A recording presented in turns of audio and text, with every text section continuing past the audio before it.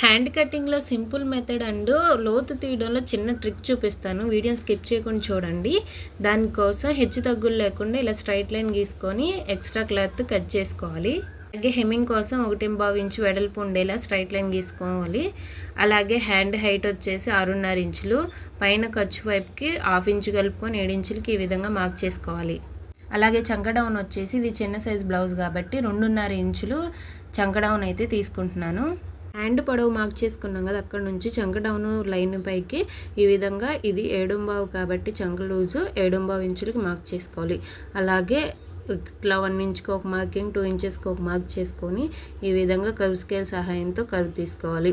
ఇక్కడ చంక డౌన్ తీసాం కదా 2.5 ఇంచులు, అక్కడ నుంచి 1/2 ఇంచ్ కిందకి ఈ విధంగా మార్క్ చేసుకొని తీసుకోవాలి. లోతు ఈ విధంగా తీస్తారు కదా అందరూ, కానీ వీడియోలో చూపించినట్టు తీయమాకండి. మీకు ఒక ట్రిక్ చూపిస్తున్నాను, ఇదే ఆ ట్రిక్. మనం 1 ఇంచ్కి మార్క్ చేసుకుంటాం కదా, ఆ 1 ఇంచ్ కాడికి ఈ విధంగా 2 లేయర్స్ తీసుకొని ఈ విధంగా ఫోల్డ్ చేసుకోవాలన్నమాట. 1 ఇంచ్ మార్క్ చేసుకుంటాం కదా, ఆ 1 ఇంచ్ దగ్గరికి ఈ విధంగా బ్యాక్కి లాగి ఫోల్డ్ చేసుకోవాలి. ఫోల్డ్ చేసుకున్నప్పుడు అక్కడ మనకి చంక లోతు అనేది మనకి చక్కగా కనపడుతుంది.